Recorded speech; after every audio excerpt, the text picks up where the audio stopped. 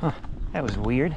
He was just pooping in the sort of by the edge of the forest, and then he started to whine like a lot, you know, as if something was like hurting him. Huh, strange. I've never done that before. Maybe he was scared. Sometimes he does that when he's like scared. Maybe he thought there's a snake because he's got a phobia. Not a phobia, but he's really afraid of snakes. So maybe he thought, because sometimes he bumps into a branch and he winds up, like, you know, he sort of like yaps, or I don't know how to call it. When there is a branch, he bumps into it and he thinks it's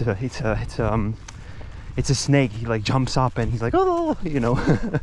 So maybe he was pooping and then he thought there was something that's a snake and he like got scared and he was whining. I don't know, it was weird though. Almost got it on camera, but I didn't turn it on yet.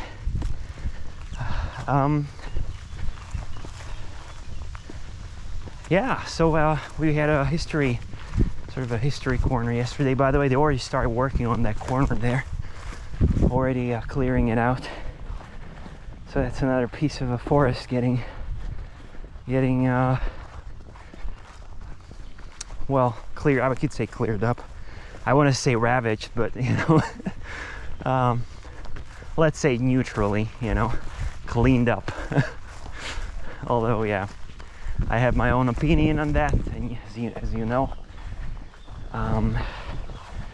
it's pretty warm today. It's not crazy warm, but on the sun, it's very, very warm. But it's gonna get pretty pleasantly cool in the next few days, which is great. So no more 30s and 35 or something. Thank God.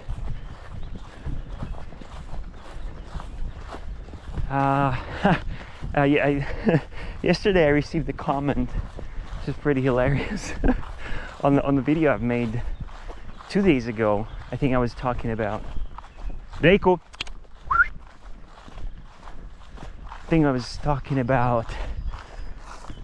Oh yeah, the metal detecting sort of marathon, and I was like, you know, getting frustrated with Rick, since that was the video.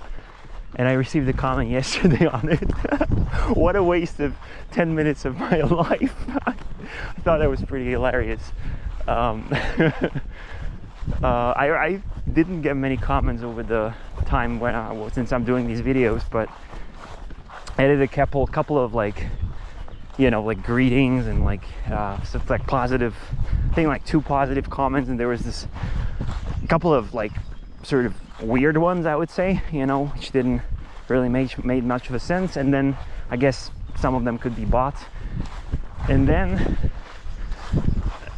I had a one which was funny about me. I should do a taste test of the poop that I was like inspecting, which was pretty funny. And then I had this one, which was quite hilarious. So I wrote, you know, I responded that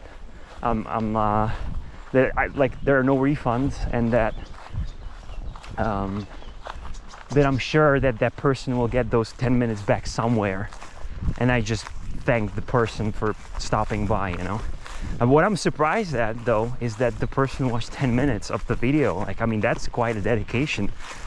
Like, you know, because I mean, the video had over 20 minutes, if I remember correctly. And that person said it wasted 10 minutes of their life. So if they watched it, like if the person watched it for 10 minutes, I have to say, wow, like, that's quite, you know, quite a feat, because I wouldn't imagine anyone would watch this for more than a few minutes and then like be like, it's like, you know, nothing's happening, so I'm going. And especially if this person didn't enjoy it, then 10 minutes, wow, that's a lot. I don't think I watch any video that I'm not enjoying for 10 minutes, because I would be like, why would I keep watching this? I mean, let's just turn it off and move on, you know. So that's quite a feat, I gotta say, that this person managed to watch it for 10 minutes straight, and then just regretted that they watched it, which is just funny. Anyways, yeah, as I said in like one of those videos, I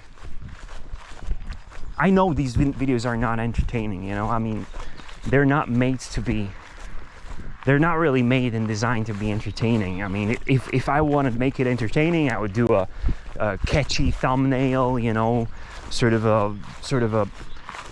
a caps lock title, you know, with some exclamation marks and emojis, and I would definitely do editing, man. I would do cuts. I would, you know, out of these 25 minutes, I would make it 3 minutes, you know, and I would just put the best sort of thoughts and, you know, all those moments when I'm like thinking about a certain word or calling Drake, I would just cut out so they would make it would be more streamlined and more smooth and seamless and dynamic and all that. And I would add some sound effects, and I would add some music, and I would add, you know, sort of transitions and all that, you know, like I would make it completely different.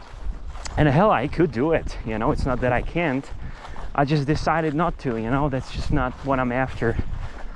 I'm not doing this for likes or views or subscribers or anything. I'm just like, I don't know, talking to the ether. It's just like, I don't know, it's sort of somewhat of a video diary, you know, and I could just go back and, you know, watch some of these videos 10 years from now and just like, you know, relive some of the moments. So it's sort of a video diary, you know, and instead of keeping it on my computer, I'm just uploading it to YouTube. That's the only difference there. And I'm like doing it as if I'm talking to an audience, which I'm really not, because there's no audience to speak of, really. I mean, I do have videos which has 0 views, like no one clicked on them. So there's literally like, there's no audience to speak of. And I don't mind. I mean, that's not what I'm doing it for. I mean, if I would mind, I would already stop, right? I mean, this is my 105th video. 105th, I think, or 104th. Something along those lines. So, I mean, if I would do it for the views and for the likes, I would already quit. Because, I mean, why would I keep this on for, hell, I don't know, 4 months straight every single day if I don't get any feedback or not get any sort of... Ooh. There's a... I know this guy, actually. Oh, shoot. Yeah, something ran over it, I think. There's a butterfly on the road. Otherwise, I wouldn't have no reason to continue this whole thing, really. And hell, I'm not gonna lie, I had thoughts of like quitting or just not stop doing those videos, but I kind of enjoy it, I guess. It kind of clears my mind, talk about things, and hell, I'm going with Drake anyway every day, you know, and this kind of bridges the gap. I could be, you know, what I could do is I could turn off the camera and just be mindful and breathe, which would definitely do me good. Focus on things around me. I still focus on things around me, but I'm talking, you know. I think would do me very, very, like, it would be very beneficial for me to just breathe and stop talking. True, but then, I don't know, I just enjoy this. I think I kind of got used to it, capturing these videos, and sometimes we do come across quite interesting stuff, and then I research it, you know, when I get back home, and I learn some new things and sort of reinforce some knowledge, and yeah, I do enjoy it. And you know, I'm not really doing this, as I said again, for sort of outside affirmation, you know. So therefore, hell, any comments are welcome, you know, even these critic ones and those quote-unquote negative ones. Hell, like, actually it made me, it amused me yesterday, you know. I wasn't like let down or anything, you know, by that comment. I was actually amused. I was like, yeah, amused. I was calling amused. And I didn't mind at all, really. anyways, and I mean, hey, I definitely have some things planned. Like, I don't want to keep it just like this, but then again, something's planned in a way that I wanted to do the moth monitoring thing, but I haven't got around to it yet. It's definitely brilliant season for it. It's warm, the nights are like windless, so there has been multiple moments when I could have done it, but I don't know, I don't feel like it, or didn't feel like it. But I definitely want to do some moth monitoring, in which case I would for sure turn on the camera and sort of do it live, quote unquote. And I wanted to do some metal detecting as well, although it's a concept that is quite sort of popular on YouTube, you know, and people are already doing it and they're finding incredible stuff. Sometimes I watch these videos too, just sort of I don't know, it fascinates me. Maybe it's a little bit of a self-torture as well, because I would love to find things like people are finding on those videos, and then I watch it and I'm like, you know.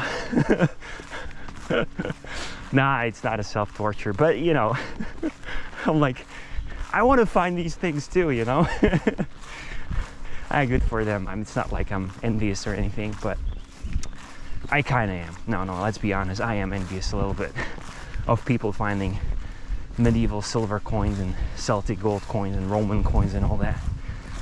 But you know, that's the thing, you see the end product, but you don't see the process that led up to it. You know, you can say, oh man, this guy found 10 silver coins in a forest, but that person has been searching for years leading up to that. You know, that's not like they found it like first spot they found and they found, you know, like sometimes it happens, you know, like there are stories of people buying a detector and within half an hour of using it they find a freaking treasure, you know. I mean, it happened, but it's incredibly rare. And usually how it works with thousands and thousands of people out there, they're going out for months, for years, and they don't find much until they find something, you know.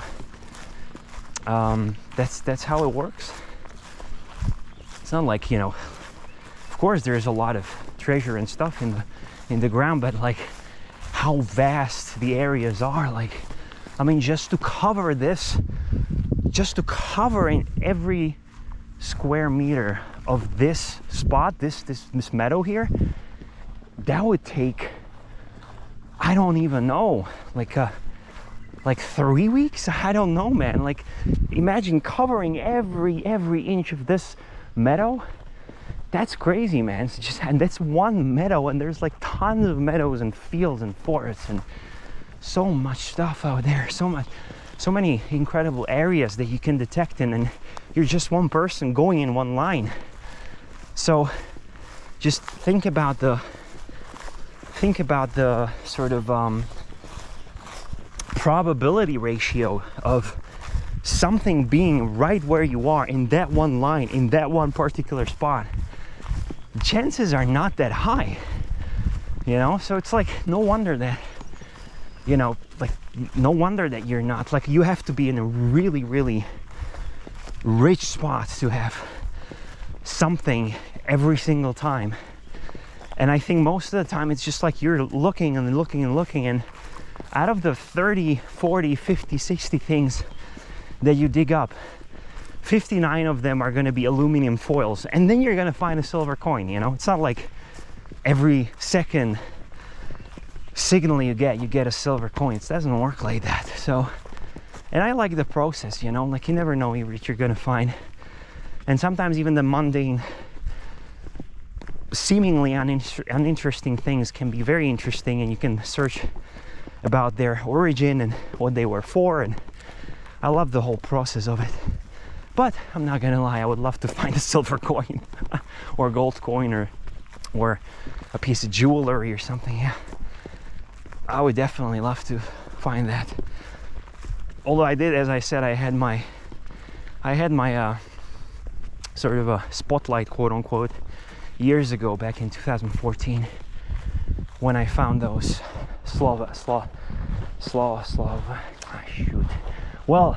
some like belt decorations from like 7th century, you know, which was pretty freaking amazing.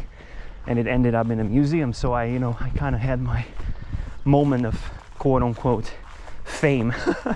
Now it was a moment of fame, but like, you know, I did find a treasure, in fact, like an actual treasure. With quite a high historical value. So it's not like I never found anything, you know, I did. But with this like new detector and then new equipment, I'm still waiting for my first sort of how to call it, like valuable find, or like highlight find. Yeah. But hell, I mean, it doesn't have to come for months, you know. I mean, I can go out for,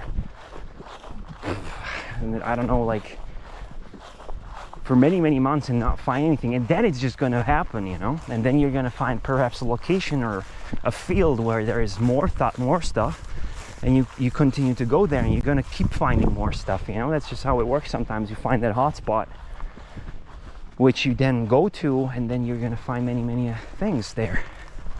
But it takes time until you find that, you know. And you gotta have patience, and you gotta have resilience, and you gotta believe and enjoy. I think the most important thing really is to enjoy the process, because if you're in it only for the results, then I think you're gonna get disappointed, you know, because you're gonna keep finding trash. You're gonna keep finding stuff that is just not interesting. So you gotta enjoy the process. You gotta enjoy the thrill of the hunt, quote unquote. Otherwise, I think it's gonna quickly sort of lose meaning to you, because, you know, like, you would have to be extremely lucky to be finding stuff every single time, and you're gonna have loads of moments when you just go out and you're gonna find beer caps, and that's it, you know, bottle caps, and nothing else for hours and hours and hours. So, you know, yeah, just enjoy the process, enjoy the ride, and, you know, savor these moments when you find something really interesting, and know that it can happen anytime, really any time. It doesn't have to happen for half a year and then you hit a jackpot, you know. You find something absolutely incredible. So yeah, that was about metal detecting again. And yeah, hell, if you wanna hate, like, all the comments are welcome, you know. Even the funny ones, even the negative ones, even the positive ones, like, keep them coming. And yeah. It's nicely cool in the shade here. Well, this was a pretty short one. We still don't go into the forest because it's still not time for it. I would say I would wait a couple more weeks, and then we might start going through the forest again. Yep. We'll actually start doing that round over there, because if they continue with the wood logging further on, that they might scare most of the animals out, and so we might start going through there again without worries. Anyways, we're at the end of the walk, so I'm gonna sign off now.